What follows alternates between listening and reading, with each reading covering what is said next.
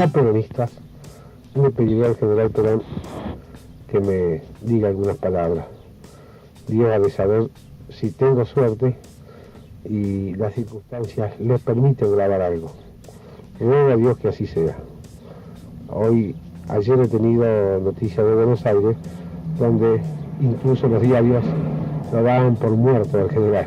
Bueno, yo voy a visitar un muerto, voy a tener el gusto. Pero ojalá que tengamos ese muerto por 40 o 50 años más vivo. Nada más, y Dios quiera que, pido de todo corazón, Dios quiera que Perón quiera decirnos alguna cosa para nosotros. Esto no tiene ningún fin ni de propaganda ni periodístico, sino solamente para los amigos, los peronistas sin aditamento, nada más. Nosotros hicimos realmente una revolución en el país, viendo los anales de la legislación. Todos esos son los anales de la legislación argentina. De eso las 2/3 partes es la legislación nuestra. Una tercera parte, fíjese, hasta acá, hasta 1945, es la legislación anterior. Todo esto es nuestro hasta el 55, hasta acá. Sí. Todo esto y los últimos 2 tomos de arriba es la legislación nuestra. Es decir, que nosotros hicimos una revolución, hicimos un cambio total en el aspecto constitucional. La Constitución nuestra ya, por ejemplo, en cualquier aspecto que se lo tome, tomando la parte sindical, por ejemplo, hasta 1945 un sindicato era una asociación ilícita, no tenía estatus constitucional porque la Constitución no consideraba eso. Nosotros, al incorporar los derechos del trabajador a la Constitución del 49, le dimos estatus constitucional, porque uno de los derechos de los trabajadores es asociarse para la defensa de sus intereses profesionales. Entonces comienza a tener ya estatus constitucional, es decir, es una asociación lícita y de bien público. Como eso hay 50.000 casos. Todo eso fue haciendo una revolución, pero una revolución pacífica, ¿no? Claro. Modificando, diremos así, todo ese ancestro que traía el reaccionario en el país para convertirlo en un país por lo menos un poquito más civilizado. Y la gran satisfacción que yo tengo es contemplar ahora aquí en Europa que se está afirmando lo que nosotros hace 25 años ya sostenemos. Yo mantengo la tercera posición. Vino a querer inventar lo que usted había impuesto. Una cosa más clara, mi general, el discurso del Papa en Suiza. Me lo han dicho a mí ellos en Francia. El discurso del Papa en Suiza, ¿qué fue? Pero eso lo sacó de la doctrina peronista. Pero vea, usted lo debe haber analizado un poco mejor que yo. Sí, ¿no? Pero ¿qué fue el discurso del Papa en Suiza? ¿Recuerda su año? Sí, habló de los derechos del trabajador. Y bueno, por primera vez. Pero, ¿y acá qué venimos a inventar? La Iglesia habla de los derechos, pero 25 años después de nosotros. Yo siempre me mantengo. En 1970 años. Sí, exacto, sí. Yo, como usted dice, que nosotros no fuimos, no habremos sido los mejores, pero fuimos los menos peores. Sí. Yo siempre digo, incluso le enseño a mi hijo, a quien ya como estudiante de abogacía, le hago ahora algunas cosas, porque no quiero encauzar. Le voy a decir después algunas cositas, usted se va a agarrar la cabeza de lo que ocurre en las derechas nuestras. Y, por ejemplo, me pasaba a leer mi reclamo cuando me echaron a mí. Yo leí, y le digo, mira hijo, este reclamo que me echaron a mí en el año 55, si un día me dijeran, mira, vamos a reconsiderarlo a usted, vuelvo a presentar el reclamo, busquen tal expediente o le saco una fotocopia. Lo presenté con tanta valentía y como milico, porque yo digo, hasta ese momento yo era milico, 1000%. No, se lo he dicho a usted, era más milico que peronista, porque yo era militar. Me gustaba Perón porque era un gobierno nacional, pero como ciudadano.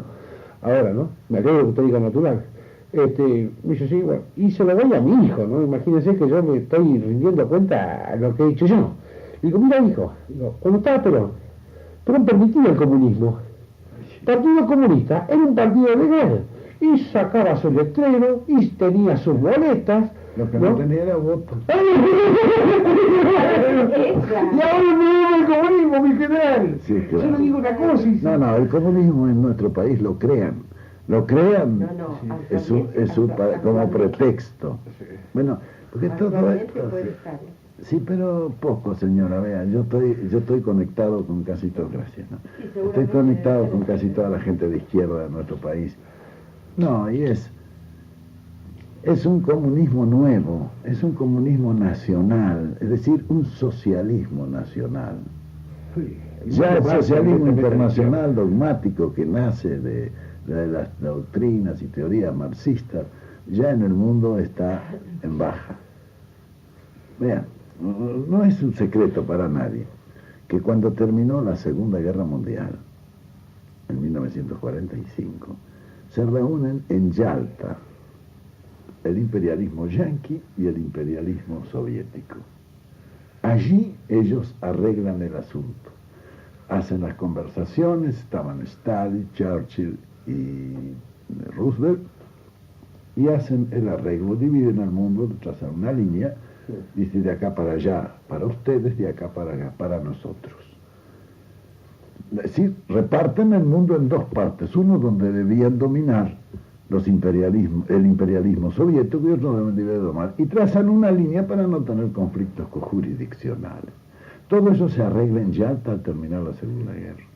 Después hacen una posterior reunión en Potsdam, y allí establecen tratados internacionales donde se consolida toda esa situación. Por eso vemos fenómenos como, por ejemplo, que Estados Unidos interviene con 20.000 marines en Santo Domingo, con el ok de los rusos.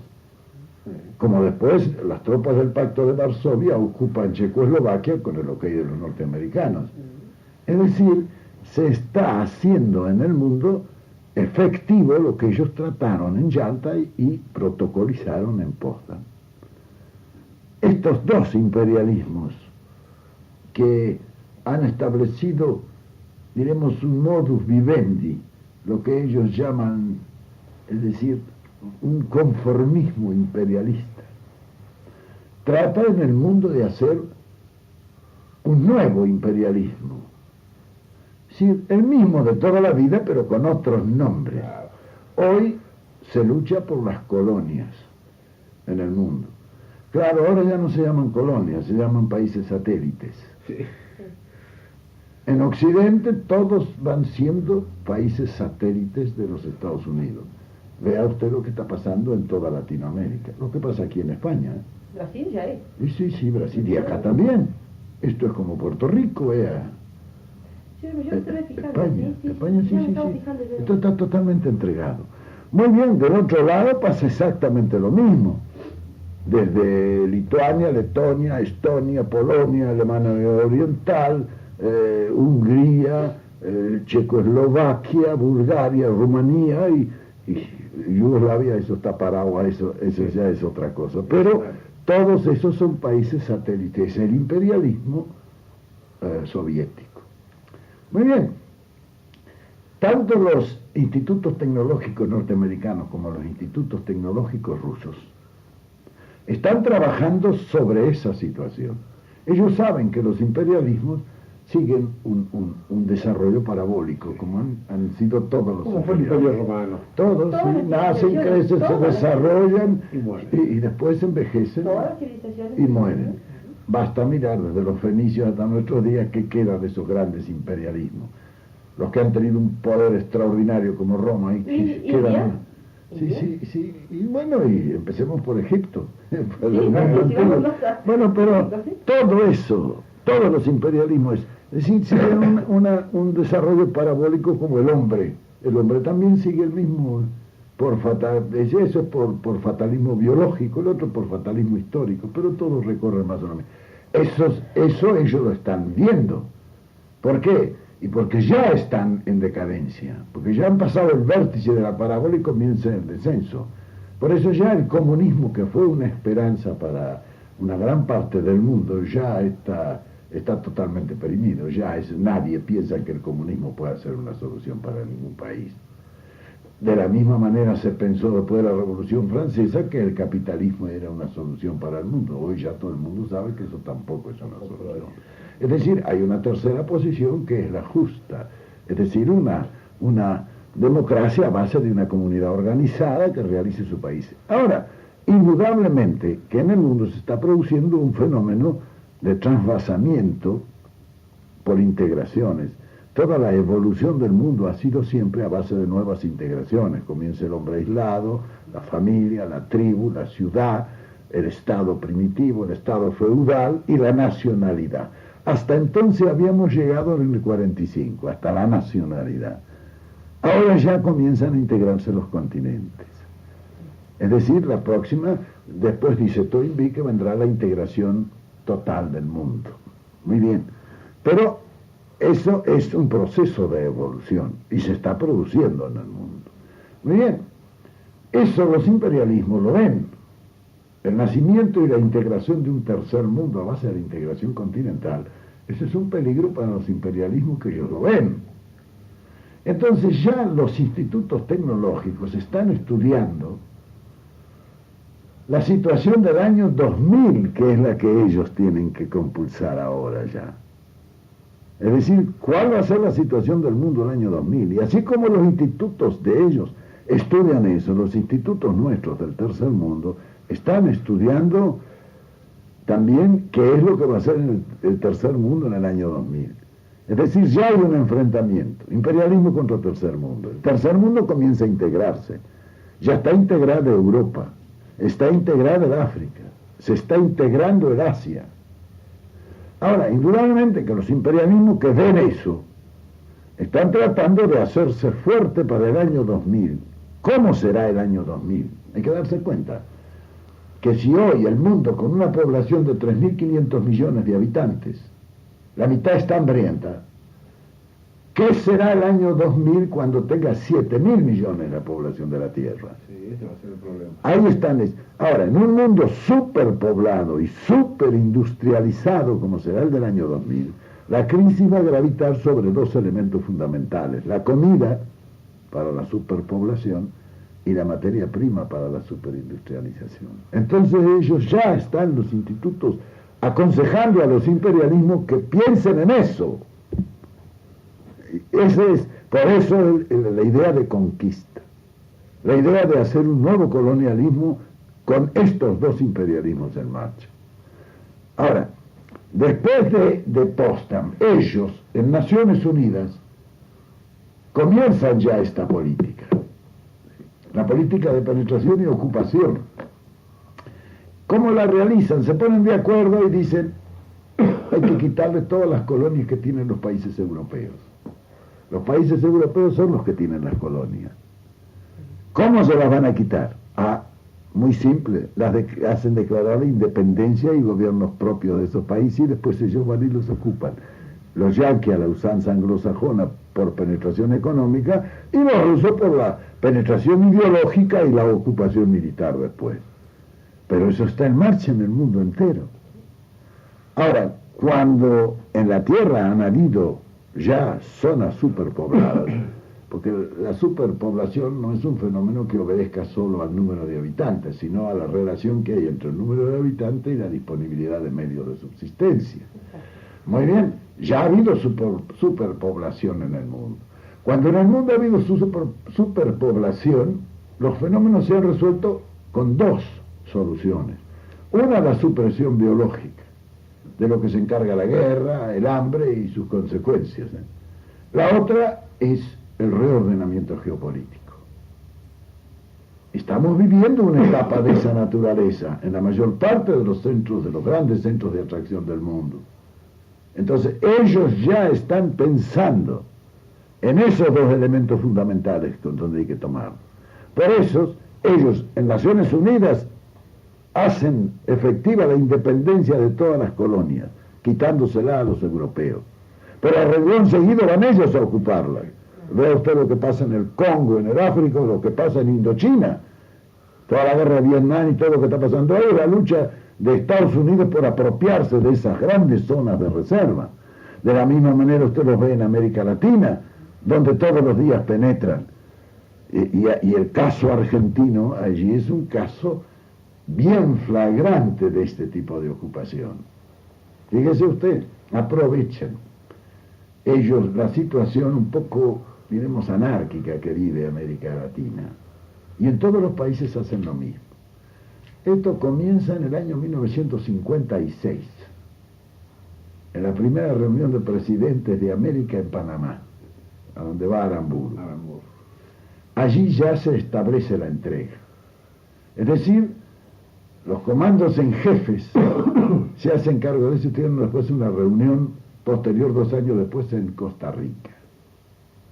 Y allí ya se establece que como la palabra de los Estados Unidos es la siguiente, dice, como allá no pueden haber guerras internacionales, las Fuerzas Armadas tienen que ser las defensoras contra el comunismo en los países y deben tomar el poder. Ya empieza, la prueba está que después de la reunión de Costa Rica comienzan en todos los países latinoamericanos los comandos en jefe a dar golpes de Estado y a tomar el gobierno.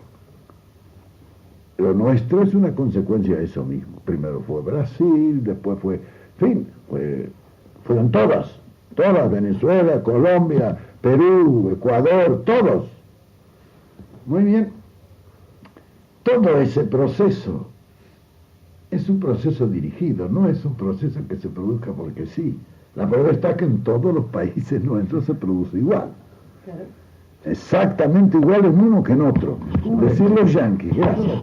Yo prefiero estos que son más suavecitos. Bueno, todo eso, no se moleste. Todo eso en cuestión, uno lo va viendo. Véanlo en la República Argentina con la llegada de Onganía. Onganía llega allí, nosotros que hicimos realmente una revolución que nos costó 2 años de preparación, primero para tener, diremos así, la preparación humana, que la hicimos desde Trabajo y Previsión, y la preparación técnica que le hicimos del Consejo Nacional de Posguerra. Nos costó 2 años de trabajar día y noche para poder llegar, porque una revolución no se puede hacer improvisada, ¿no? Sí, no. Hay que preparar la revolución y después lanzarla cuando está ya en marcha la revolución. Cuando yo vi que llegaba este muchacho y que le dijeron que iba a hacer la revolución argentina, me hizo gracia.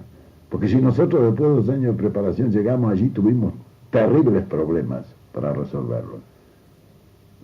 ¿Cómo iba a creer yo que este hombre iba a andar en esto? Tenía que fracasar.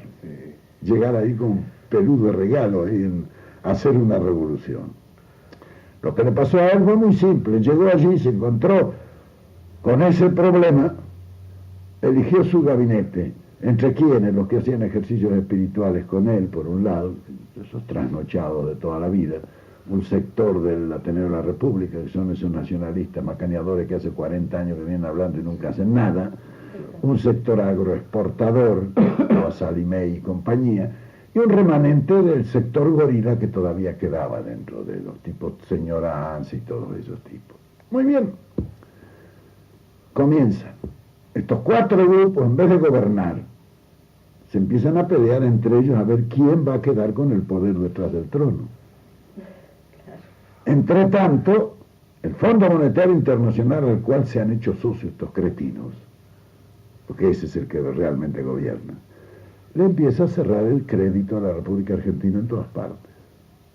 Cuando el país está casi en cesación de pago, le presentan el problema, Onganía no tiene más remedio, es decir, cualquier solución.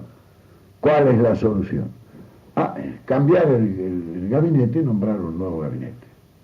Claro que al presentarse eso, ha mandado su ministro de Hacienda por todas partes, los ministros de Economía por todas partes a pedir limosna, el crédito más se ha venido abajo. Ese tipo que va a pedir limosna a un ministro, imagínense, el país de ese ministro pierde el crédito totalmente. Muy bien, se le presenta el Fondo Monetario Internacional y dice, nosotros le abrimos el crédito. Bueno, pero necesitamos garantías. ¿Cuáles son las garantías? El ministro de Economía lo nombramos nosotros. No tiene más remedio que aceptar. Entonces ellos sacan de una de sus compañías del monopolio yanqui, sacan un empleado y se lo ponen de ministro de Economía, Krieger Sí, que aparte de eso creo que es ciudadano americano, ¿no? También, pero es empleado de ellos. Sí, ciudadano americano. Ahora, ¿qué es lo primero que hace Onganía cuando Krieger cuando llega ahí? Estabilizar la moneda. Para lo cual no encuentra nada más peregrino que de 120 pesos que estaba entonces, o 160, 120 o 130, no me acuerdo, lo baja a 350. A renglón seguido los yanquis se compran todo, con moneditas. Fíjese usted que se compran 25 bancos en un mes. 25 bancos. Más de 100 empresas industriales, es decir, todas las empresas puntas de la industria que nosotros habíamos ya creado, se la compran, y se la compran por chirolitas. A renglón seguido comienzan a comprar tierras, toda la zona uranífera de Mendoza, y todo eso lo van a comprar ellos. ¿A qué obedece esto? Y a lo que venimos diciendo, están tomando las fuentes de riqueza del país porque ahí es donde lo toman al país. De forma pacífica, sin guardar marina, nada de eso. Natural, de manera que, ¿qué va uno si esto obedece a un plan que se está realizando? Ahora, yo lo conozco perfectamente bien, porque cuando yo llegué en 1946 el gobierno pasaba lo mismo. Solo que no habían penetrado tanto los yanquis. Pero todos los servicios públicos pertenecían o a los norteamericanos o a los ingleses. Todos los transportes de nuestra exportación estaban en manos de los ingleses o de los norteamericanos. El sistema bancario era un sistema bancario para ellos. La deuda externa era de 3.500 millones de dólares. Y por la amortización de intereses de eso y servicios financieros para las empresas extranjeras, nosotros pagábamos de 1.000 a 1.200 millones anuales de dólares en divisas. Es decir, el pueblo argentino estaba trabajando para pagar sus trampas. Muy bien. ¿Qué hicimos nosotros? Cuando yo llegué ahí y teníamos que poner en marcha un plan quinquenal, teníamos 800.000 desocupados que había que darle ocupación, es decir, crear trabajo. Nosotros traíamos un plan quinquenal listo para crear trabajo y dar plena ocupación al país. En un país que está todo por hacerse, ¿cómo va a haber casi 1 millón de desocupados que no tienen trabajo? Eso era ridículo. Muy bien.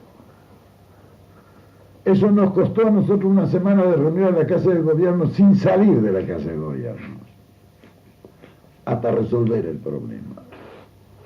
¿Cómo lo resolvimos? En primer lugar, evitando la evasión.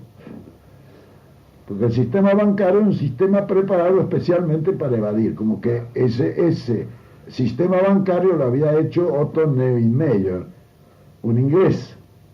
Lo había hecho para los ingleses. Y para poderse llevar la plata que se producía con el trabajo argentino, llevársela o para Inglaterra o para Estados Unidos. Lo primero que hicimos fue una ley bancaria que nos permitiera esa evasión. Muy bien, cuando cerramos ese agujero ya era un sistema, el sistema financiero internacional es un sistema de vasos comunicantes. Solo que nosotros no teníamos una llave para cerrar, cuando chuparan de allá, cerrarle para que no se llevaran, ¿no? Le hicimos la llave, eso fue la reforma bancaria, evitar que nos descapitalizaran a través del sistema bancario. Cuando hicimos eso, nos dimos cuenta que a través de la exportación nos robaban la mitad de la divisa, porque exportaba Bungibor, como ahora. Y como Bungibor es una compañía inglesa internacional, vendía Bungibor de Buenos Aires a Bungibor de Pakistán, por ejemplo. Indudablemente que los precios que ellos facturaban era la mitad del precio que habían vendido, o que sacaban como provecho de la venta en otras partes. Y fácil, un cónsul lo untaban un poquito, le certificaba eso y traían.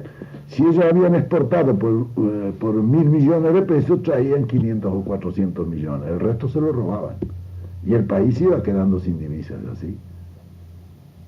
Muy bien. Cuando vimos eso, hicimos la ley nacional bancaria. Es decir, la ley de cambios. Esa ley de cambios estableció un control ajustado a la exportación. Ya no pudieron robar por ahí. ¿Saben cómo nos robaban? Hacían contrabando de exportación. Y entonces nos robaban toda la divisa. Entonces vino el YAPI. El YAPI impidió todo ese robo. Cuando nosotros cerramos todo eso, ordenamos enseguida la construcción de una marina mercante porque estábamos pagando 800 millones de dólares anuales a las compañías norteamericanas e inglesas para sacar nuestra producción. Cuando hicimos nuestra marina mercante, ya eso quedó en el país. Es decir, esto era un colador a través del cual se escapaba todo el producto del trabajo argentino. Tapamos los agujeros y entonces empezó a juntar plata. Tan así que a fines del 47 nosotros no sabíamos qué hacer con la plata, ya estábamos ya. Diga, ¿cómo nos robarían? Que con los 1.000 millones que nosotros teníamos que pagar el año 46 y parte del 47, 1.000 millones de dólares cada año, compramos todos los servicios públicos. Hicimos una marina mercante. Y entonces los servicios financieros, que antes era de 1.000 a 1.200 millones, bajó a 90 por año. Entonces, indudablemente, cuando tuvimos todo ese dinero, porque poner en marcha un país que está detenido es como poner en marcha cualquier empresa, se hace a base de inversión. Entonces nosotros cuando juntamos la plata, lanzamos una inversión en masa, y el país se puso en marcha con el primer plan quinquenal, 76.000 obras, inmediatamente se ocuparon los 800.000 desocupados, el salario comenzó a subir porque en vez de licitarse se remataban los buenos operarios. Muy bien, tuvo que llevar 1 millón de inmigrantes para satisfacer la demanda de la mano de obra, y se pasó de una economía de miseria que vivía el país a una economía de abundancia. Eso es lo que yo mantengo, señor. Evidentemente la economía de abundancia le basta a la inflación, la economía de miseria, de estabilización, como le llamamos, le basta a la miseria. Sí, claro. Bueno, fíjese cómo sería eso, que indudablemente el ciclo económico, cuanto tuvo el poder adquisitivo la masa, porque el consumo de la masa es la que gravita sobre la economía, tuvo eso, gran poder adquisitivo, empezó a comprar la gente. Y entonces el consumo aumentó enormemente. Esto tonificó el comercio que se comenzó a desarrollar. El comercio demandó a la industria los elementos para... Y esto, la materia prima, a la producción. Y el ciclo económico se tonificó y iba cada vez más arriba. Vinieron estos señores el 55. ¿Qué hicieron ellos? Destruyeron la ley bancaria, le devolvieron a Bungibor la exportación, comenzó a hacerse contrabando de exportación de nuevo, aumentaron la deuda pública. Fíjese, cuando yo caí no teníamos deuda externa, nosotros habíamos repatriado toda la deuda externa, y los servicios financieros anuales no pasaban de 90 a 100 millones de dólares para pagar algunas empresas que estaban radicadas. Lo demás era todo dinero que quedaba en el país. Imagínense usted, nosotros dejamos el país sin deuda externa y con 1.500 millones de dólares de reserva financiera, en moneda, en el Banco Central. Aramburu en 2 años se comió los 1.500 millones y hizo una deuda externa de 2.000 millones ya. Frondizi hizo otros 2.000 millones, ya tenían 4.000. El viejo Illier recibió con 4.500 millones de deuda, él no amortizó nada ni hizo nada. Vienen estos y reciben esa deuda, tampoco han hecho nada. Al contrario, le han aumentado la deuda, porque no han pagado el Club de París, porque al fin hay un... Vea, es la debacle, es 1946, cuando yo recibí el gobierno, pero empeorada la situación porque estos han sido más bárbaros. Usted recibió muchas ventajas en el sentido de decir que por razones que nuestro país supo vender durante la guerra, bueno, un respaldo económico. Bueno, ahora, pero eso nos sirvió muy poco, y le voy a explicar por qué. Nosotros teníamos un crédito de 1.500 millones de dólares entre Estados Unidos e Inglaterra de los abastecimientos de la guerra. 700 millones nos debía Inglaterra y 800 millones nos debía Estados Unidos. Cuando terminó la guerra, lo primero que yo hice fue cobrar esas 2 deudas. Y me contestaron que tenían que esperar 2 años para que ellos entonces pudieran pagarnos con bienes de capital la deuda que tenían con nosotros, así con maquinaria, vehículos, etc. ¿Qué es lo que querían ellos? Esperar 2 años. ¿Por qué? Porque ya en la Primera Guerra nos habían robado así. Cuando terminan las guerras hay que pagarlas, es la etapa más grave. ¿Cómo se pagan las guerras? Con la desvalorización de la moneda. El año 1948 la libra esterlina bajó el 30% de su valor por decreto del gobierno inglés. Se echan abajo las monedas. Los bienes de capital, cuando las monedas, el valor de la moneda cae, los bienes de capital aumentan en forma inversamente proporcional. Viene después revalorización de manufacturas y aumenta mucho más.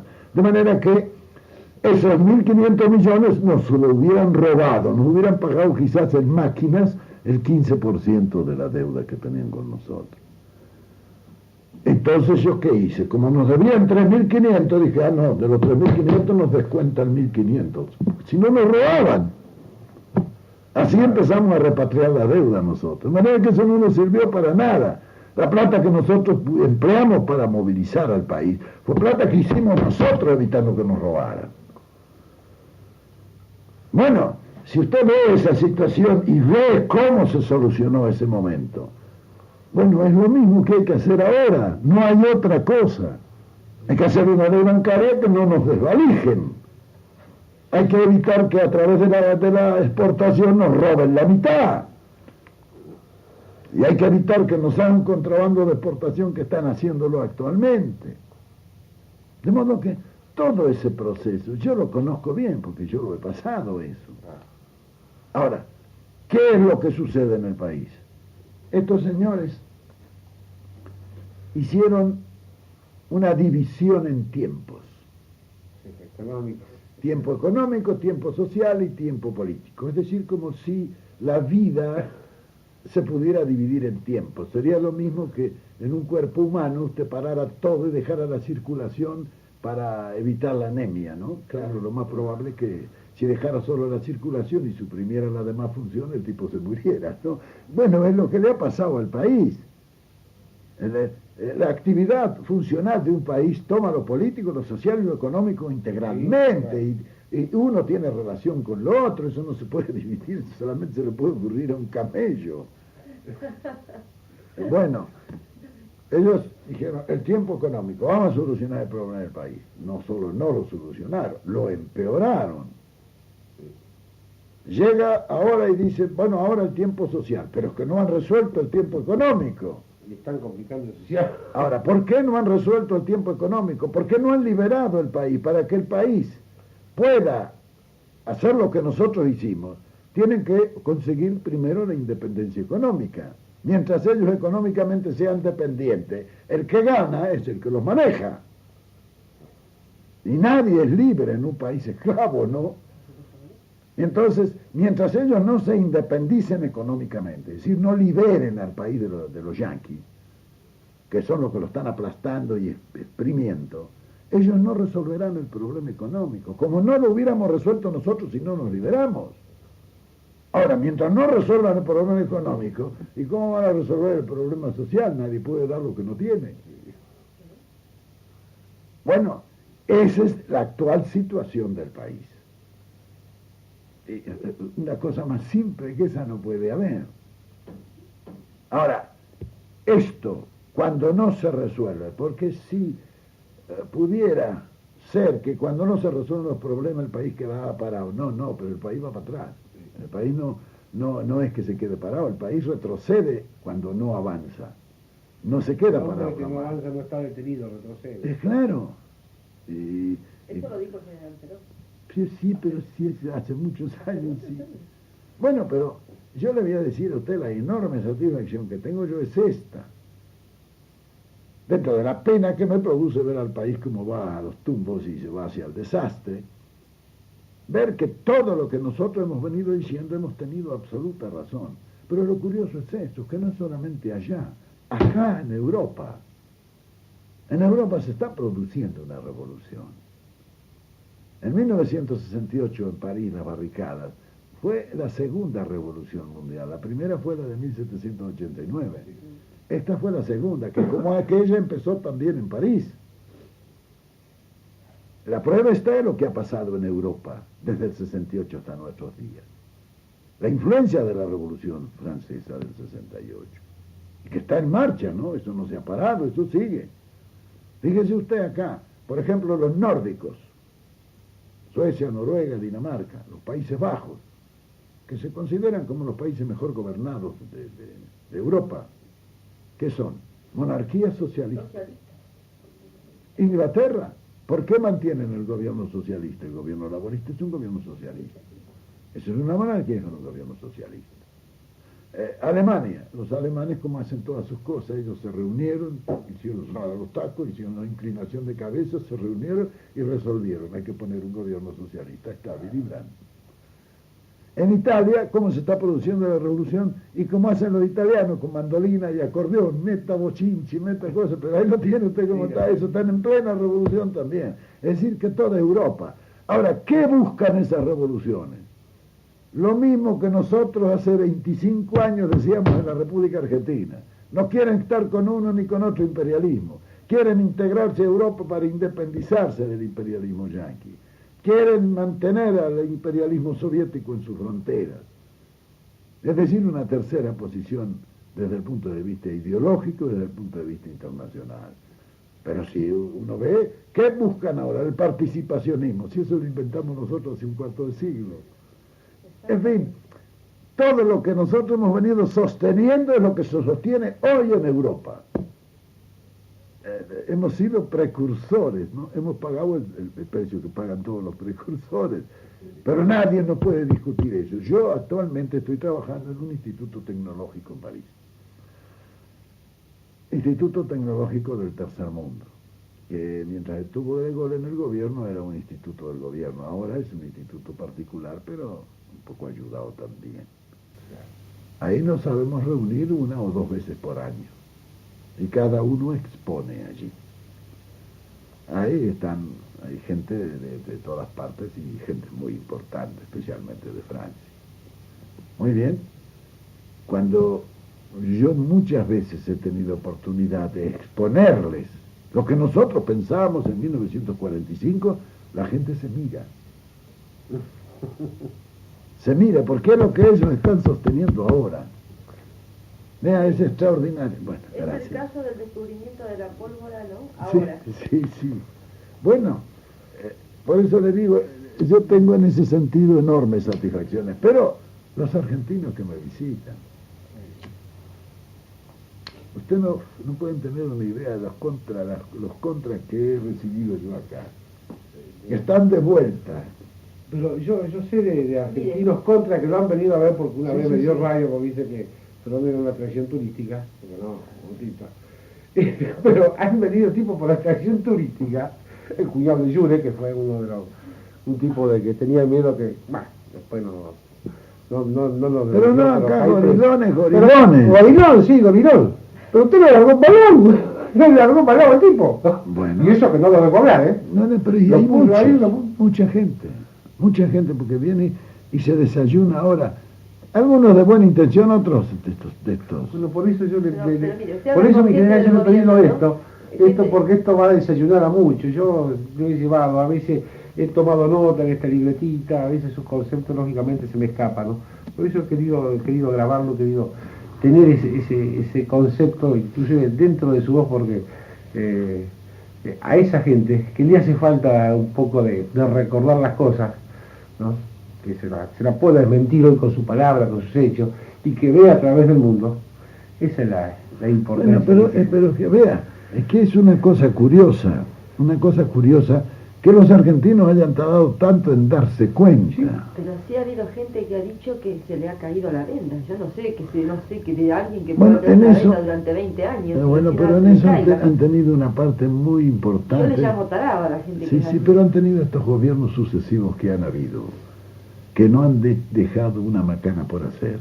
Han tenido una gran importancia en que esa gente haya abierto los ojos. Pero lo más notable de todo esto, señora, es que la juventud... La juventud está bien. Bueno, ese es el futuro del país. Claro, porque ellos ven su porvenir. Claro. Su porvenir es el del país. Bueno, claro, y el hecho de que la juventud sea peronista es la garantía nuestra. Nosotros hicimos un movimiento profundamente doctrinario. La gente no se ha dado cuenta todavía de la enorme doctrina que nosotros hemos impartido, hemos adoctrinado al pueblo argentino. Y los padres se han encargado de adoctrinar a sus hijos. Y los hijos se han encargado de hacer, diremos así, de difundidores de nuestra propia doctrina. Eso es una cosa fatal, y eso no lo podrán evitar. Y el futuro de la Argentina será justicialista, ¿les gusta? Sí, no, eso no tengo vea. Bueno, ese es el triunfo nuestro, lo demás, ¿qué importa? No, hay eso, gorilas pero- y gente gorila que tiene dos lados de frente. La vez pasada estábamos en una reunión, un grupo de compañeros de mi marido, grande, un grupo muy grande, y dice, no, dice, el peronismo no tiene nada que hacer, ya no es problema. No, hacia acá no. Ya no existe, no existe. Y yo le digo, pero, y bueno, le digo, y si no hay problema, entonces ¿por qué no dan elecciones? Es claro. Ay, ¿por qué no ganan? Una cosa, le digo, esto es... Yo le digo, pero usted se da cuenta de lo que está diciendo. De- Me acaba de decir que no es problema. Y si no es problema, y las elecciones libres me dice que gana el peronismo, entonces, ¿en qué quedamos? Entonces el problema es suyo, no es de los demás. me lo ha dicho compañero mío, diga Bueno, bien. pero mire, Si lo dejan venir al viejo acá, pegar una radio, son pega cuatro veces y se generales acaba. los que han dicho eso. Yo no entiendo cómo un brigadier, un general con la preparación que tiene que tener puede contestar. Yo no soy ninguna Sí, estúpida sí, para sí, que me sí. contesten eso. No, yo le digo una cosa, mi general, ¿no? Y como se lo dije en el año 66, yo se lo puedo afirmar, vea, me juego, No, pero me si juego yo- la lengua. yo lo veo. El primer sorprendido, y eso se lo afirmo, el primer sorprendido sería usted, ¿no? Porque así que yo les digo, formen la Unión Democrática, eso sí, los comunistas siempre con ustedes, ¿eh? Sí. Porque Braden, con los comunistas están las fotografías todavía, ¿no? Siempre ahí, porque los únicos que oficialmente nunca aceptamos los comunistas fuimos nosotros. Así que vayan de la sociedad, Los también. comunistas son 4 o 5. Pero El otro día claro. salió, Entonces, vayan, hagan eso. Y te digo una cosa, usted que habrá tenido el 24 de febrero alguna duda, qué sé yo, pese a que se robó esa elección, no me acuerdo porque yo la cuidé, le aseguro que sería el primer sorprendido ahora por el resultado. Bueno, pero es que Porque es más que nunca. es que el pueblo argentino hoy ya piense en peronista o piense como piense, piensa lo mismo. ¿Por qué? Porque la experiencia, vea, es la parte más efectiva de la sabiduría. Y la experiencia que ha tenido el pueblo argentino en estos 15 años ha sido tan clara y tan profunda. Ahí viene bien lo que que ahora ya todos piensan lo En su mismo. libro de historia del capitán Juan Domingo Perón, Sí. hay que valerse de experiencia ajena porque la propia cuesta cara y llegó tarde, ¿no? Sí. Y ahora sí. Y aparte de que duele en carne propia. Sí, Porque así una que... cosa es verla fuera en países donde, bueno, la vemos, lo lamentamos, pero la hemos experimentado No, nosotros. y sobre todo esto, que la gente que reflexione, la gente que razone, se dará cuenta perfectamente bien que si no hacen lo que nosotros hemos dicho y hemos hecho, y no resolverán el problema. Aquí son objetivos sucesivos que hay que considerar. Primero la liberación del país, porque si no todo lo que producimos nos lo roban. Segundo, resolver el problema económico después de liberarnos. Y después de resolver el problema económico, lanzar el país a trabajar y resolver el problema social.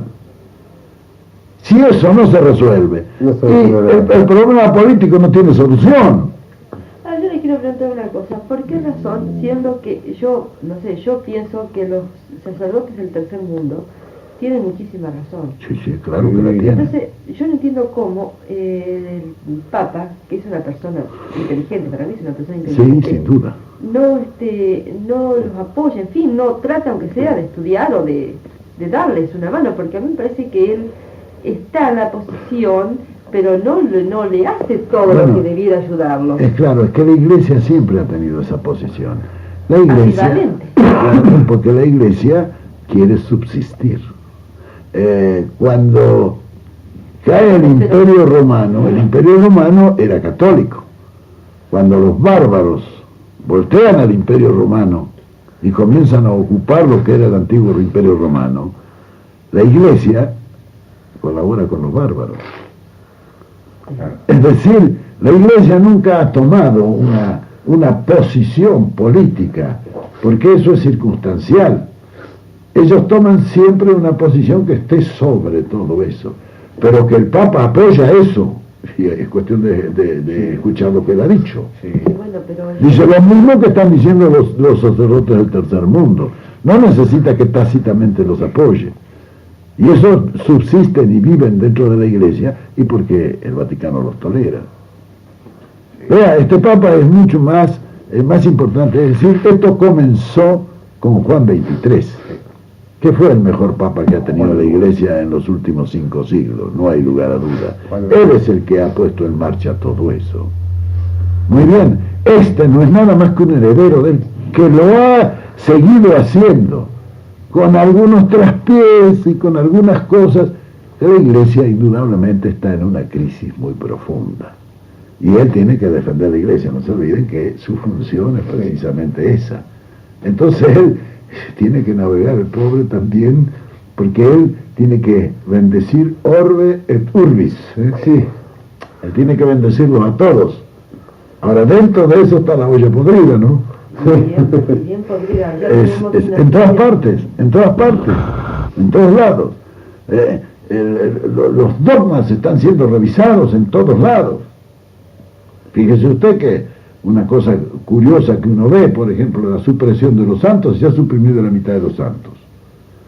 Es decir, la Iglesia está en una revolución. Pero claro, él tiene que hacerlo con una gran prudencia, porque la Iglesia es fuerte, pero es frágil, es sumamente frágil. Entonces tiene que tener cuidado Con mucho haciendo. Pero, vea, en política es muy difícil. yo hace poco le mandé una grabación a los muchachos los sacerdotes del tercer mundo. Yo le voy a dar después un librito donde está ¿Cómo no, mira? compendiado todas las cosas que yo he mandado para allá, instrucciones y todo, donde ustedes van a poder leer el mensaje a los sacerdotes del tercer Acá mundo. nosotros tenemos a Don Mejía en la capilla donde hay un párroco que cada vez que ya ha habido 2 o 3 muy buenos, acaba ya. pues cada vez que hay uno que es del tercer mundo y que justamente mi hija dejó de ir porque resulta que cada vez que hay uno de esos buenos que ella va a escuchar los sermones, lo sacan, lo mandan a otra capilla porque este señor le molesta. Entonces da los sermones él y como todo el mundo bosteza, nadie va. Bueno, pero es lindo, ¿sabe por qué? Porque lo han mandado a un barrio obrero ahora. Entonces, Pero hay otros que los han mandado a otros lugares donde están Bueno, pero oscuros los y- muchachos del tercer mundo están trabajando en las villas miserias, Sí. en todas esas partes donde ellos están mejor. sí. Ese es un problema que No es el no... problema de Neuquén, a ese lugar. Sí, pero y el de Cámara de Brasil, el obispo. Bueno, eso está sucediendo en todas partes del mundo, no es solamente allá. Aquí también, en todos lados. Vea que aquí la Iglesia tiene un poder tremendo, como que Donde tiene no el debe poder cambiar. total. En Italia no debe haber problema.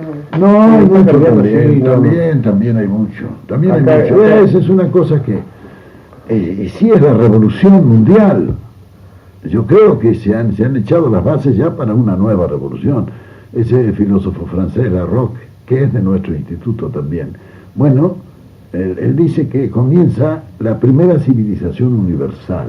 Hasta ahora las civilizaciones han sido en compartimentos estancos. Esta es la primera civilización universal. Él sostiene que nos encontramos ya en los umbrales, que ahora se va a iniciar una revolución, una civilización que es mundial, que es para todo el mundo igual. Yo creo ¿Quién es también ese en señor? eso. Larroque, La roca francesa. Sí. francés, sí, es un filósofo francés. Bueno, yo creo en eso. Yo creo. Este proceso de integraciones y todo eso tiende a eso, a universalizar una civilización, a hacer una civilización común para todo el mundo, que es lo que no ha habido hasta ahora. Claro.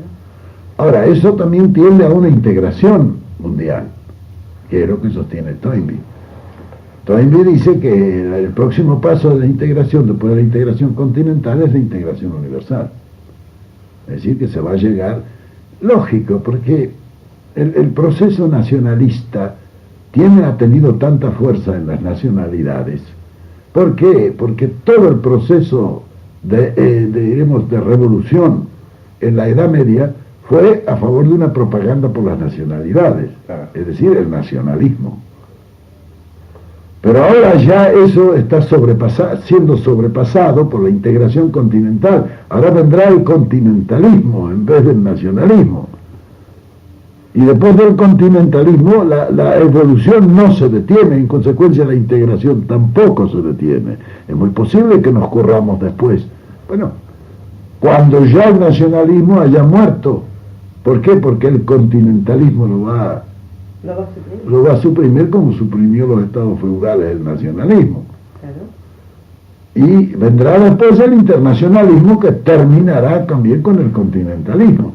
Es decir, son etapas de la evolución para el futuro que debemos irlas previendo, porque ahora marcha muy rápido esto. La Revolución Francesa tardó 1 siglo y medio en meterse en todas partes del mundo, pero en esa época se andaba en carreta. ¿Cuánto va a tardar estas nuevas ideas en impregnar al mundo ahora que andamos en jet, ¿sabe? Claro. La velocidad ha cambiado. Y las comunicaciones son... Sí, claro, han empequeñecido la Tierra. La Tierra es chiquita, ya se puede gobernar, desde un lugar de la Tierra se puede gobernar la Tierra. Es decir, tenemos que ir pensando en eso. ¿Por qué? Porque ya lo tenemos en las puertas del siglo XXI, del siglo eso. Y ya empieza dentro de 30 años. Sí. Es decir, para mí, todo el proceso está afirmado sobre esa integración. Por eso yo me he puesto a trabajar decididamente en eso. Yo ya el problema... El tema que está hace 25 años que reconoce. Claro. El problema argentino para mí ha pasado a ser un problema, diremos, anecdótico dentro de un gran cuadro que compulsamos nosotros. Nosotros estamos todos... No los abandono de manera alguna, pero le voy a decir a usted, tiene mucho más importancia la integración continental de Latinoamérica que la liberación de un país. Nosotros durante 10 años demostramos que un país puede liberarse interiormente, y nosotros fuimos libres y soberanos durante los 10 años de gobierno justicialista. Nadie metió la nariz allí sin que llevara su merecido. Fuimos un país libre y soberano, lo que prueba que se puede liberar el país dentro de las fronteras. Pero lo que no puede hacer es consolidar esa liberación rodeado de países y payos y con toda la sinarquía internacional echada sobre el país que lo aplasta, que es lo que nos pasó a nosotros. Entonces, es claro. Entonces, para liberarse nuestros países es más importante la integración continental que la liberación de un país. Cuba se ha liberado, pero ¿hasta cuándo liberará esa liberación si lo dejamos aislado y solo a los cubanos? Lo mismo pasa, está liberándose Perú, está liberándose Bolivia, pero ¿cuándo? Si ya los yanquis los están aplastando allí, como nos aplastaron a nosotros. Muy bien, entonces, ¿qué tiene más importancia? Tiene más importancia integrar el continente, porque es más fácil liberar al continente que liberar un país, sobre todo para consolidar esa liberación. Pero yo me estoy dedicando a eso. A todos los dirigentes populares de Latinoamérica estamos unidos. Estamos trabajando en eso. ¿Está unido usted con Perú y con Bolivia? Sí, cómo no. Sí. Casualmente me escribió Bando hace poco, agradeciéndome, etcétera. Nosotros hemos fundado el Instituto de Apoyo a la Revolución Boliviana en Argentina. Yo soy presidente honorario. Es decir, no honorario, soy presidente. Bueno, a todo lo que es claro, nosotros no tenemos menos que apoyar a los países que se liberan. Y estamos ligados a todos los que están luchando, en Chile con Allende, en Brasil con los traballistas de allí, con Goulart y su gente, en Venezuela con Rojas Pinilla, en Colombia con Rojas Pinilla, en Venezuela con la gente de Pérez Jiménez, etcétera, con Velasco Ibarra en Ecuador. En fin, estamos unidos todos y luchando. En este momento en París sabemos hacer una reunión de macanudas en ese sentido, ¿no? Bueno, me parece a mí que esto va bien, porque ustedes vieron que en Valparaíso se hizo otra reunión que no tiene nada que ver con nosotros y que llegaron a las mismas conclusiones que hemos llegado nosotros. Y son otros sectores que no tienen nada que ver. Claro que cuando nosotros hablamos de esto, los yanquis dicen que somos comunistas. Claro, sí, para ¿Y los comunistas qué dicen? Los comunistas no hacen nada. Los comunistas, el comunismo es una cosa ya superada. Ya el tiempo los ha descalificado. Ya nadie cree que una solución de un país puede ser el comunismo ruso. No, para mí no lo es, ni lo es nunca, ¿no? Sí. No hay solución, ¿eh? Claro, ellos en Rusia En Rusia han hecho una gran obra, eso no se puede desconocer. Imagínense, de ser el último orejón del tarro como era Rusia, ha pasado a ser un país tan avanzado y tan adelantado como es ahora, solo en 50 años. Eso hay que reconocerlo. Pero ¿a base de qué? De la insectificación del hombre. La solución allí ha sido solución económica, tecnológica, pero no humana. Desde el punto de vista humanístico, no han hecho nada nuevo, al contrario. Es decir, en lo que sea ciencia y técnica han avanzado una enormidad. En humanismo han retrocedido, porque están igual o peor que antes. Bueno, eso es lo que lo hace fracasar. Porque en el mundo, mientras el hombre sea hombre, el humanismo es la primera virtud a practicar. Si mientras no lo solucionen el problema del hombre, es inútil que se lo solucionen a la ciencia o a la técnica. Todo ese proceso está en marcha y el hombre comienza ahora, en la época tecnológica, comienza a darse cuenta que la tecnología es la deshumanización. Todo lo que se tecnifica se deshumaniza simultáneamente. Es decir, ya si usted toma la escuela es para niños, ¿no? Pero cuando se tecnifica ya deja de ser la escuela para el niño pasa para ser a la escuela. Al revés. La medicina es lo mismo, el médico es para el enfermo, pero cuando se tecnifica en alto grado la medicina, el enfermo pasa a ser para el médico. Es decir, se cambian los factores y en consecuencia se desvirtúa totalmente la función. Ese es uno de los defectos de la tecnificación. Es decir, que hay que llegar a una alta tecnología al servicio del hombre, que es lo que no se hace. ¿Y qué es lo que más necesita el hombre? Natural. Por eso el concepto actual de la tecnocracia, claro, es vivir como una máquina, no es vivir, es natural. Es natural. Bueno, esa es la falla de la tecnología actual, o de la tecnocracia actual. Rusia es una tecnocracia perfecta, pero el hombre, ¿qué ha pasado a ser? Como una abeja o como una hormiga que trabaja dentro de la comunidad metido en su alveolo, allí no puede salir de ahí. Sí, la tecnología es para insectificarlo al hombre, no puede ser una solución para la humanidad. La humanidad necesita otra cosa. El ser humano tiene que pensar por sí mismo y hablar por sí mismo. Natural, bueno, ahí está la falla de esto. El justicialismo, por ejemplo, ha establecido por principio eso. Todo lo que se haga es para el hombre. Y el valor supremo es el hombre.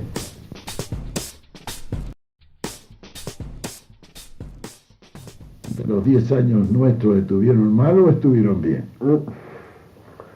Sí, se acuerdan muy bien en ese Bueno, sentido. hay mucha gente, yo por ejemplo tengo chicos amigos de mis hijos, dicen, mis hijos los recuerdan porque han vivido desgraciadamente todo el problema del marido después que usted se fue, lo sufrieron muchísimo y nos ha traído problemas luego. Ahora prácticamente nos han terminado, se nos están solucionando los problemas, ¿no? Problemas de carácter, en fin, de ciertas cosas. Y chicos que nos han preguntado, chicos de 25 años, 24 años, ¿Qué pasaba? ¿Cómo era? Porque ellos creían otra cosa.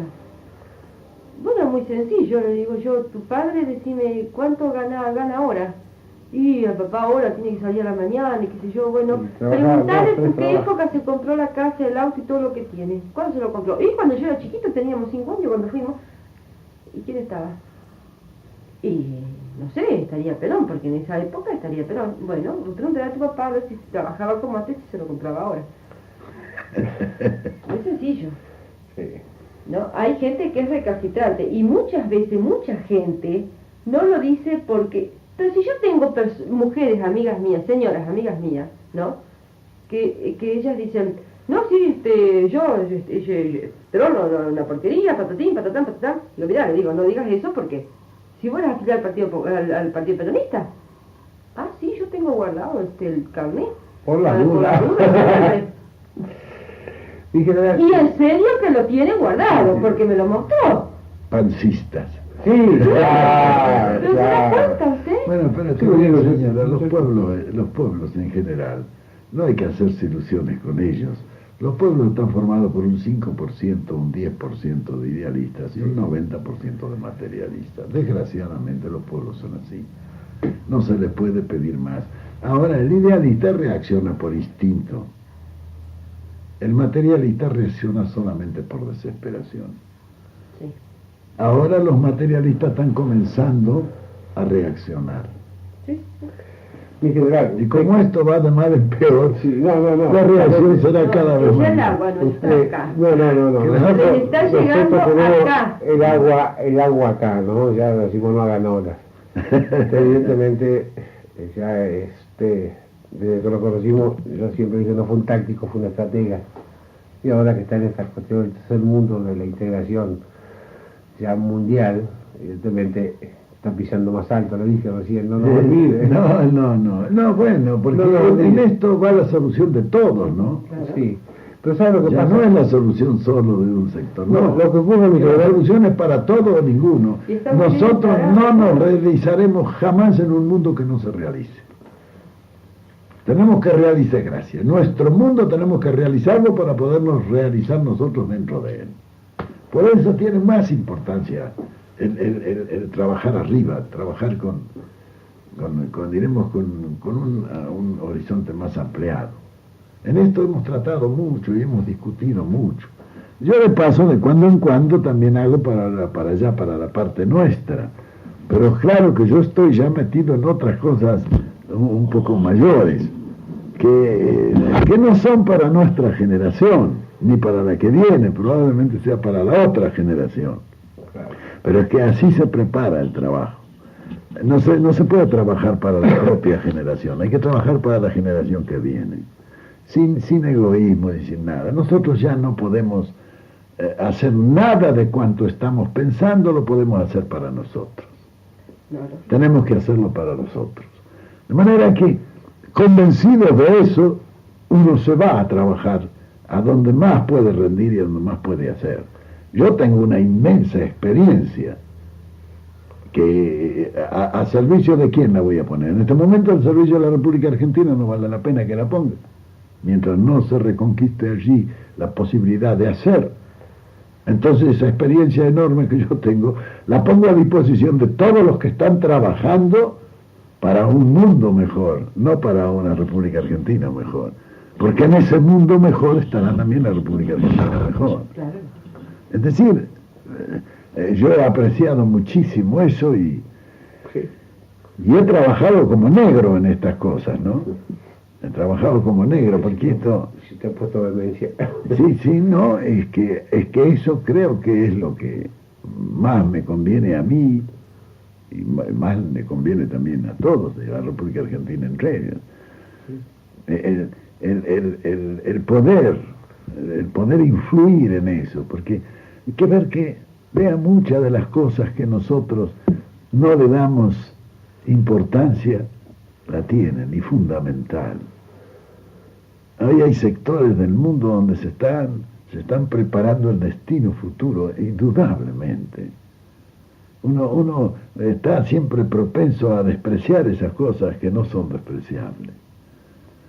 Fíjese, le voy a decir un ejemplo, fíjese, en 1963, 63, me propusieron los brasileños hacer un gran congreso constitucional en México, para el cual ya teníamos nosotros la autorización. Allí nos íbamos a reunir todos los líderes latinoamericanos, muchos expresidentes, etc., para organizar, diremos así, una entente internacional latinoamericana con los líderes en cada país y empezar desde ahí a trabajar. Yo me opuse a eso, y me opuse porque, vea, las pirámides no se construyen nunca del vértice a la base, se construyen de la base al vértice. Bueno, y discutimos mucho allí y al final triunfó mi propuesta. Mi propuesta era: no organizamos, porque en cuanto nos organicemos así, los yanquis nos van a romper por todos los medios. Vamos a sacar la cabeza y entonces en esa cabeza van a pegar. Lo que nosotros tenemos que hacer es trabajar abajo en los pueblos, preparar la base de la pirámide, y ir metiéndole a los pueblos y aclarándole a los pueblos todos estos problemas. Y entonces decidimos allí dedicar por lo menos 5 años a difundir en los pueblos y a mover en los pueblos y a hacer una guerra revolucionaria en los pueblos. Esto que está pasando en toda Latinoamérica no es una cosa que se produzca porque Dios es grande y misericordioso solamente, ¿no? Sino porque también nosotros movilizamos mucho de eso. Usted ve que hay una guerra revolucionaria en toda Latinoamérica. Esa guerra revolucionaria es de hace más o menos unos 3 años y medio a esta parte. Bueno, nosotros hace 5 años empezamos con eso. Ese libro que yo he publicado, La Hora de los Pueblos, es lo que yo me comprometí para la República Argentina, pero en todos los demás países se está escribiendo. Y ustedes ven, en la República Argentina este año sobre esos temas se han publicado más de 20 libros. De Jorge Berardo Ramos, de Rodolfo Puigros, de una cantidad de gente. Toda gente de izquierda porque es la que trabaja en esto. Pero que están dentro de esta tendencia. Una tendencia justicialista. En la Argentina y en los otros países se han publicado otras. Se está trabajando. Ahora, eso es la parte, diremos así, bibliográfica, pero hay una parte directa, de acción directa en las masas, que se está desarrollando en todo el continente. Eso hay que llevarlo adelante. Esa es la revolución. Esa es la revolución que se está haciendo. Y eso salió de esas reuniones. Ahora hay que darse cuenta que en ese mismo estado espiritual está toda Europa. Vamos. Está toda el África. Y está todo el Asia.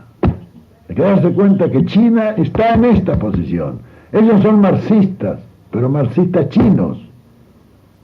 Son del tercer mundo los chinos. No son comunistas de... Y los hindúes también son del tercer mundo. Y también están en esta misma posición. Ahora que los chinos quieran ser marxistas, a nosotros qué nos importa. Sí, en realidad. Hay que darse cuenta que China e India solamente son la mitad de la población del mundo. Vamos. Alguna importancia tienen, ¿no? Sí. Ahora, yo digo esto. Todo ese proceso es el que nosotros podemos y debemos contemplar.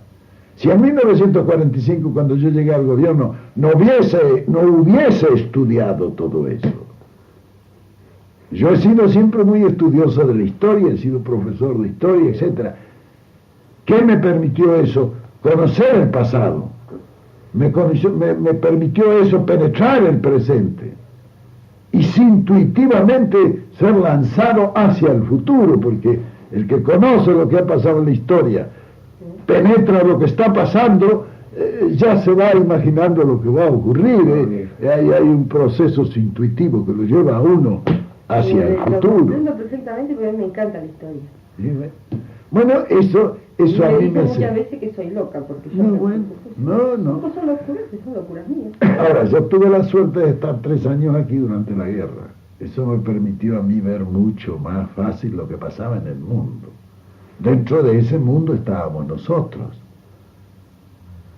Por eso muchísimas cosas que han pasado en la República Argentina hace un cuarto de siglo ya, están dentro de lo que está pasando en el mundo. ¿Por qué? Porque yo ya lo vi entonces eso, y puse al país ya metido dentro de esa corriente, para ir a favor de la corriente, no en contra de la corriente.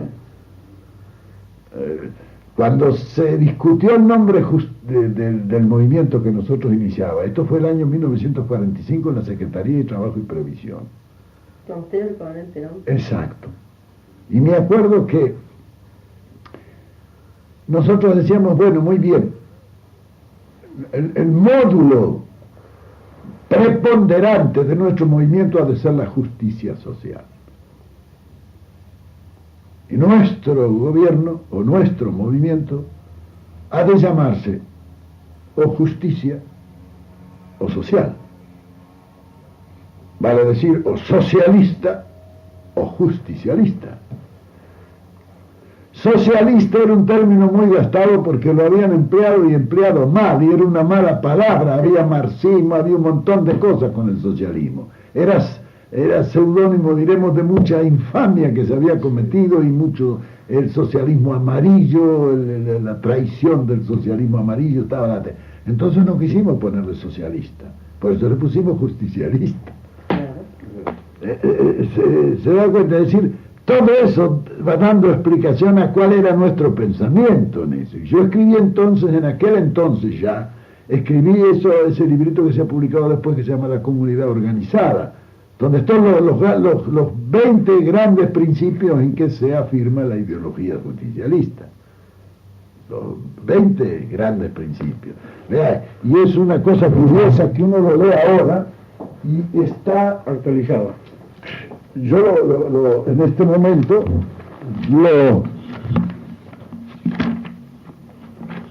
fíjese, el primer párrafo dice: está en nuestro ánimo la absoluta conciencia del momento trascendental que vivimos. Si la historia de la humanidad es una limitada serie de instantes decisivos, no cabe duda de que gran parte de lo que en el futuro se decida hacer dependerá de los hechos que estamos presenciando. Así comienza. No puede existir a este respecto divorcio entre uno, el pensamiento y la acción, mientras la sociedad y el hombre se enfrenten con la crisis de valores más profunda más profunda acaso de cuántas su evolución ha registrado. Las conclusiones en los congresos últimos celebrados en el mundo prueban en cierto modo la universalidad de esta persuasión. El Congreso Internacional de Roma de 1946, el Tenders Congreso de Sociedades de Filosofía de la Lengua Francesa en Bruselas del 47, el de Edimburgo del 48 y el de Amsterdam evidencian que la inquietud intelectual ha llegado a un momento extraordinariamente activo. Es posible que la acción del pensamiento de Habana, pero es decir, ¿Quién escribió eso usted? Esto lo escribí en 1945 y lo leí con la bola de cristal, lo escribió. Tenía la bola de cristal. Bueno, si no, dejando de lado su estudio histórico, lógicamente me generó. Ahora esto exacto, yo lo escribí esto en trabajo y previsión con motivo de que me pidieron que diremos, personificara ideológicamente el movimiento en que yo pensaba. Entonces escribí ese libro, que después lo completé y lo mejoré, y el 49 lo presenté al Congreso de Filosofía que se hizo en Mendoza, un Congreso Internacional de Filosofía. Yo leí este trabajo, bueno, que es un trabajo eminentemente filosófico. Muy bien, lo leí ahí y después se publicó, diremos, un poquito, claro, porque para presentarlo al Congreso de Filosofía le di un poco de carácter más filosófico. El que yo escribí inicialmente era más de carácter político, es decir, político-filosófico. Este es filosófico-político, digamos así, ¿eh? Pero son los 20 grandes principios que rigen la ideología nuestra. Y después vino la doctrina. La doctrina son las formas de ejecución de esta ideología, ¿no? Nada más. Y después yo escribí el otro libro que es Conducción Política. Conducción Política ya es la ideología realizada por la doctrina en la conducción masiva del pueblo. Es decir, he ido completando, diremos así, toda la obra que yo vengo pensando hace más de un cuarto de siglo, ¿no? Mucho más. Claro, en realidad yo no he sido otra cosa que profesor toda mi vida, ¿no? No, usted es un estudioso, un investigador. Sí, bueno, he pasado estudiando, sin duda, señora. Porque usted estudió lo pasado, historia, ¿no es cierto? Lo ha profundizado muchísimo y está investigando el futuro, que es lo más importante.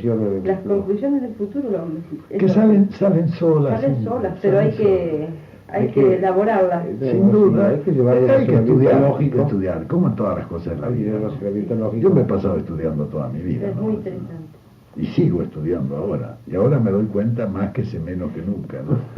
Como Sócrates. Sí, claro. Empieza a aprender y cuando se da cuenta que no sabe nada. Así es. Yo me voy allí, por ejemplo, yo soy muy amigo de Josué de Castro, un filósofo brasileño muy notable, que escribió La geografía del hambre, es un hombre con gran tendencia social. Y estuvo hace pocos días aquí, me vino a visitar. Yo voy a París a visitarlo a él. Somos muy amigos y trabajamos juntos en esto. Él tiene allí, es presidente del Centro Internacional pour le Développement. Es una sigla para cubrir un lugar donde se trabaja para estas cosas, porque eso es lo que 100% está de acuerdo con las ideas. Es decir, él comparte totalmente las ideas y yo comparto las de él, ¿no? Claro. Ahora, da gusto ir allí porque uno se empieza a tomar contacto con gente extraordinaria. Hay verdaderos valores en Francia, sobre todo en París, hay cosas extraordinarias de gente que está en estas cosas, ¿no? Y que está trabajando en esto. Ahora, tienen un gran defecto, que dominan los temas y los presentan de una manera maravillosa, pero después cuando hay que llevarlos al campo de la realización ya no se entusiasman. No se entusiasman por hacer. Son hombres de concepción, no de ejecución. No de acción. Exacto. Por eso necesitan hombres de acción. Y yo les decía allí que una revolución, tanto en un país como en el mundo, se hace de una sola manera, con un grupo de realizadores y varios millones de predicadores, así como hizo Cristo, ¿no? Él fue el realizador y creó millones de predicadores. Bueno, pero esa es la revolución. Sí. Si lo que Cristo hizo en el mundo fue una revolución, Sí. que después los mismos revolucionarios se encargaron de frenarla, ¿no? Pero Sobre todo en la Edad obra Media, sí. que como yo pienso con lo poco que sé, que si la Edad Media, y le digo a él y él me dice, vos estás mal, si la Edad Media no hubiera existido, nosotros estaríamos mucho más avanzados en investigación en todo. Sí, En general, Para mí fue una lápida de mármol que nos pusieron durante Sí. todo ese tiempo. 300 años se prohibió leer el Evangelio. En fin, todas esas cosas que hubo en la Edad Media que hubiéramos estado mucho más adelantados en ciencias y en muchas cosas, ¿no? sí. Es mi manera de pensar. No es exacto, yo también pienso lo mismo, señora. Le quiero hacer un alto, mi general. ¿Eh? Quiero hacer Sí. un alto, no lo quiero cansar tanto. No, por favor. Dígame, ¿quiere usted acompañarme 5 minutos a caminar aprovechando esta luz? Sí, vamos. No, ¿sabe por qué? Te ¿Vas a quiero pedir un sacar favor. fotografía? Le voy a sacar fotografía y la voy a sacar cine. ¿Te quieres Porque, filmar? no, lo quiero filmar, ¿sabe por qué?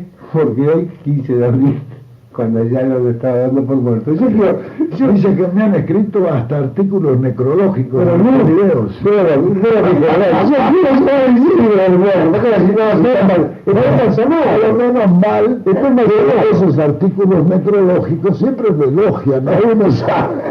Entonces yo quiero llevarlo ahí que está. ¿Cómo no?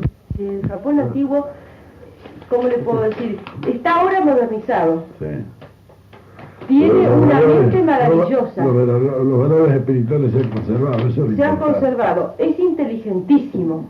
Bicho, antes que me Para mí olvide, el japonés es una de las personas Sí, sí. más inteligentes que hay. Son inteligentes, sí. ¿No? mi general, desde el año 66 que yo vine acá la primera vez, como le digo, sacamos todas esas fotografías.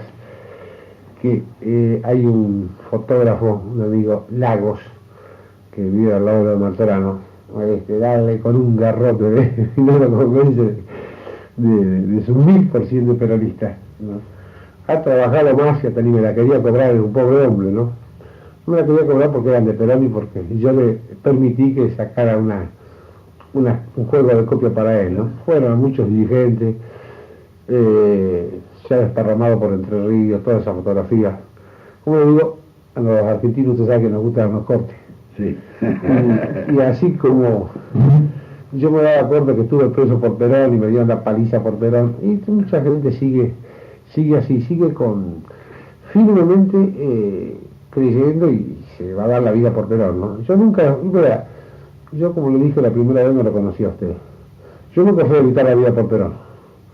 Pero cuando las campanas sonaron, mal sonaba, en fin, en un momento de la reacción que no fue oportuno o mala suerte, pero había rey, y si había que dar la vida por Perón, yo daba la vida por Perón, ya no era militar, ya estaba retirado. Bueno, como eso en general hay mucho, vea. Acá, cuando usted tenga tiempo, no le voy a molestar ahora, por intermedio de Paladino, o si usted me la quiere mandar a casa. Ah, ¿fotografía? Sí. Pero vea, acá tengo, por ejemplo, Galbucera, que yo, cuando usted me dio una fotografía de pasada, no sé por qué se omitió la lista. Ay, Bueno, sí, ¿cuántos son? Pero no sé. Son muchos. Esos muchachos, No, mire, son que como sabe 11. que cree que, Bueno, que no se las pero quisimos Vea, dar. Galbucera, Nosotros no se las tengo un quisimos primo dar. hermano mío, tengo acá, vea, tengo un engrasador. Si son 11 lo hacemos en un rato. Tengo un engrasador de alto, ¿no? Tengo un vicecomodoro que está prácticamente en actividad, ¿no? Que fue herido el 16 de junio cuando tomaron Morón. En fin, una punta de cosas que le aseguro que es, en fin, es pegarle una inyección de vida esa Pero cosa, lo hacemos ya mismo, sí. ¿no? Entonces, ¿usted quiere que le dé los nombres? Claro, Está grabado. claro.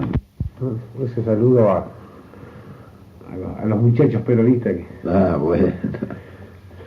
China, bueno, yo cuando hablo de mis tareas internacionales, es decir, fuera de la esfera nacional, me refiero a que estamos trabajando también para lo nacional, ¿no? Nada que sea... Esto es una esencial. Sí. Nada que sea internacional. No, así no lo molesto. En el sentido que yo trabajo deja de ser nacional, ¿no? Sí, no, yo le digo, mi general, evidentemente, no va a ser para nuestra generación. Nosotros estamos un poco impacientes, ¿no? Sí, Usted, bueno. Queremos Es que ver el todo- cambio, queremos volver a vivir el país de Perón. Eso es lo que la gente quiere, ¿no? Eso es, Bueno. desgraciadamente, la impaciencia. Bueno, de- desgraciadamente, coronel, esa época ya no se puede vivir porque pasó. Ahora, el futuro tendrán que construirla nuevamente para poderla vivir. Y los que tienen que construirla es la generación que viene. Nosotros, como generación, hemos cumplido con nuestra misión, hemos hecho todo lo que hemos podido. Y creo que hemos hecho bastante y nos ha costado muy caro y lo hemos hecho con todo sacrificio, con todas las... Ahora le toca a la gente joven tomar ellos las banderas nuestras y llevarlas al triunfo. Es mucho más fácil ahora que cuando nosotros empezamos hace 25 años. Sí. Ya tienen 25 años andados, de manera que ellos tienen que hacerla. Ahora, indudablemente que tal cual está la situación, no solamente de la Argentina, del mundo, ya no se pueden hacer las cosas como pretendimos hacerlas nosotros, incruentamente. Ahora, indudablemente, el desemboque de la guerra revolucionaria pueden ser dos desemboques. Uno puede ser hacia que venga una comprensión mayor y se puedan organizar las cosas y resolverlas revolucionariamente sin tener necesidad de pelear. Esa puede ser una. Un poco diremos, conveniente, muy conveniente, pero poco probable. La otra es que esto desemboque en una guerra civil. No solamente allí, en todas partes. Ahora, la guerra revolucionaria es el comienzo de la guerra civil. No hay que Sí, no, allá equivocarse. paso. Todo lo que se va haciendo dentro de la guerra revolucionaria es la preparación de la guerra civil. Y eso es un ambiente preparado en toda Latinoamérica, pero preparado no es una cosa que se vaya produciendo sola, no. Eso va siendo preparado y va siendo realizado poco a poco. Todas esas guerrillas urbanas, todos esos actos que realizan los grupos activistas, esos están respaldados por un gran movimiento detrás, ¿no? Un gran movimiento que toma, diremos, todo un frente, que es el frente revolucionario. ¿Contra quién? Contra los estatistas, contra los que están encaramados en el poder y con los que están encaramados en la riqueza, ¿no? Indudablemente que ellos están ayudados y fortalecidos por la acción del imperialismo yanqui. Por eso toda la acción que se desarrolla allí, empezando por la lucha por la liberación de los países, es el comienzo de una guerra civil. Así como la guerra internacional empieza por la Guerra Fría, esto también empieza por la Guerra Fría. La guerra revolucionaria es la Guerra Fría de la Guerra Civil. Le aseguro una cosa, A esto va a seguir la Guerra Civil, no hay lugar a dudas. Lo de Córdoba, y eso no es dicho por mí, sino por militares en actividad, familiares míos, que pelearon contra usted, tengo ningún empacho en decir, un primo hermano de mi señora, hoy arrepentido. Los arrepentidos se van, y digo, muy buen muchacho moralmente, vale, ¿no? Como dice usted, más vale un adversario de frente que un traidor de atrás, ¿no? Me explicó militarmente lo que fue Córdoba, ¿no? Fue una cuestión que la quisieron parar los que lo empezaron, no se podía dominar. Traigo la información de un militar en actividad que estuvo ahí. Bueno, es que eso va a ocurrir en todo el país poco a poco. La guerra revolucionaria es una cosa que va tomando poco a poco todos los sectores. Y como en nuestro país todos los sectores están contra el gobierno. Ahora, contra el gobierno es contra un sistema, además. Esta es una cosa que va a terminar, y va a terminar diremos, muy cruentamente. Yo estaba en la Revolución de Venezuela. En la Revolución de Venezuela, en el Departamento Central de Policía de allí, se encerró toda la policía. ¿Sabe qué hicieron? La rodearon. Le prendieron fuego con toda la policía adentro.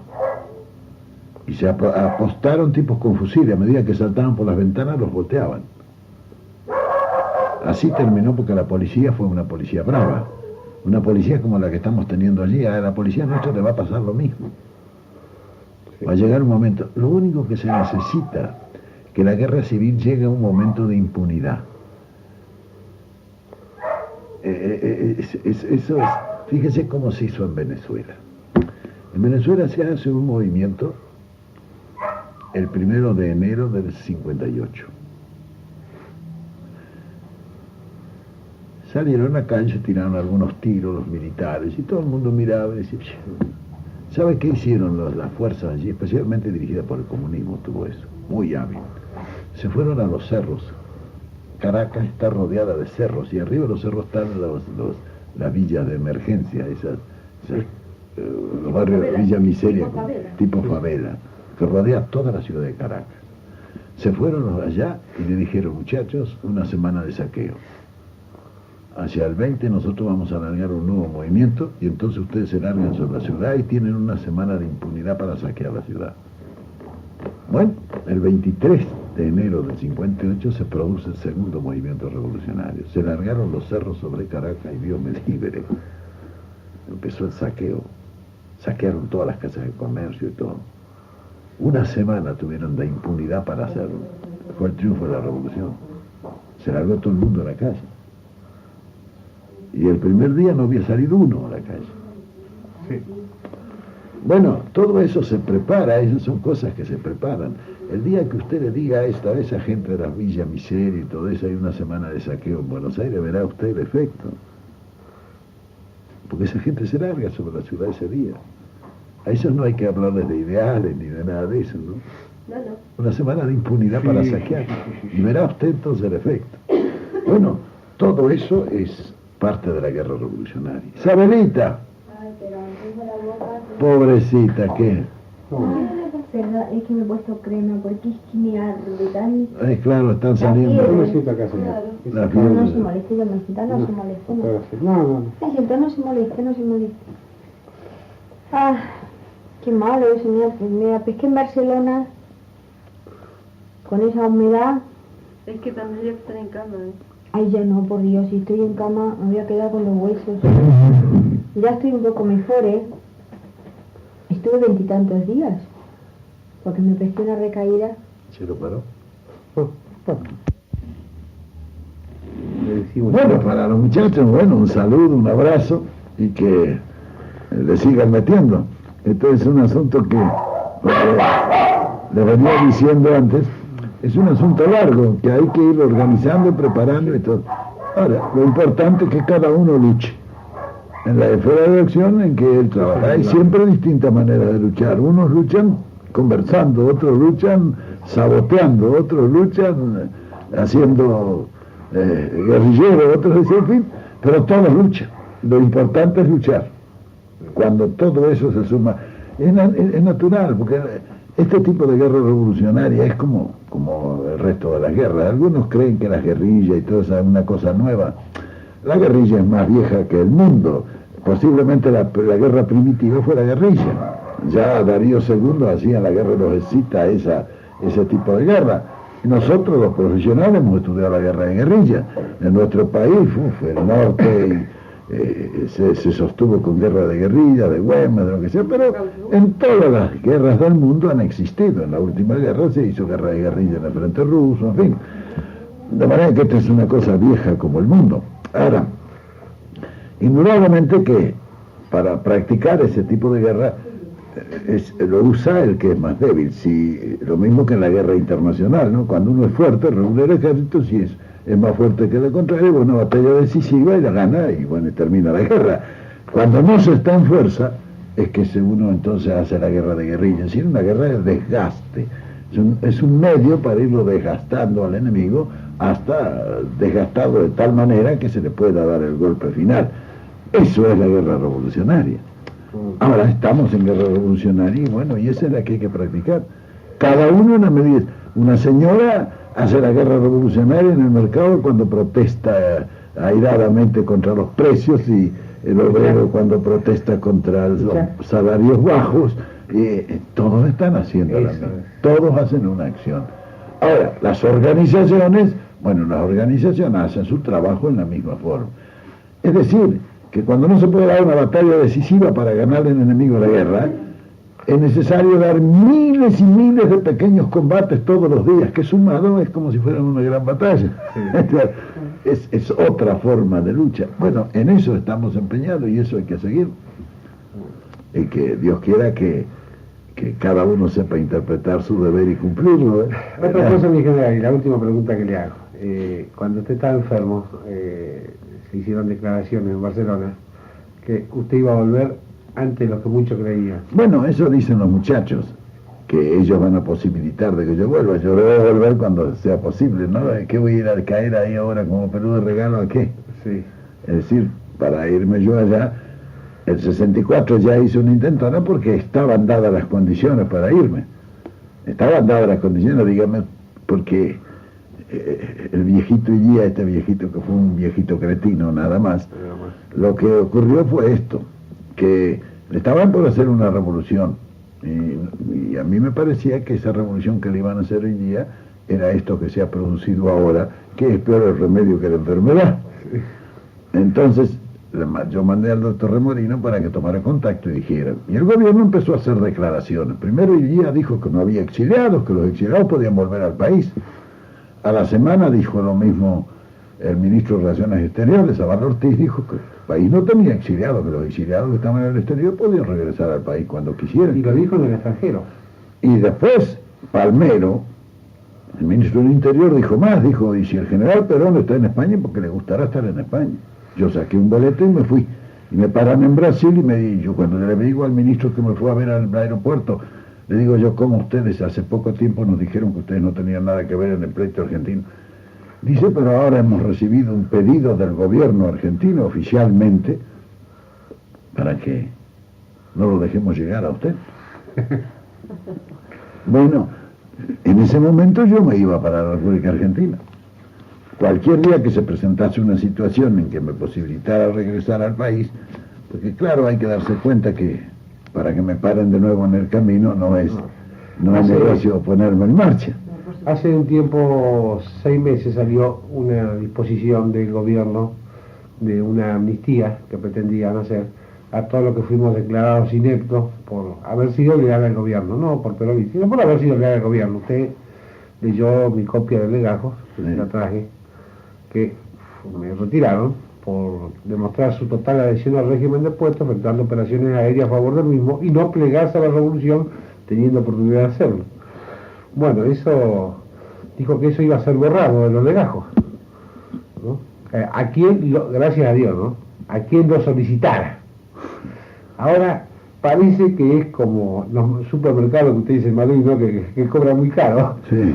porque los otros días, a punto de vencerse el término, la Fuerza Aérea tuvo que sacar un comunicado que el día próximo miércoles vencía eso, señal de que nadie se ha presentado. Sí.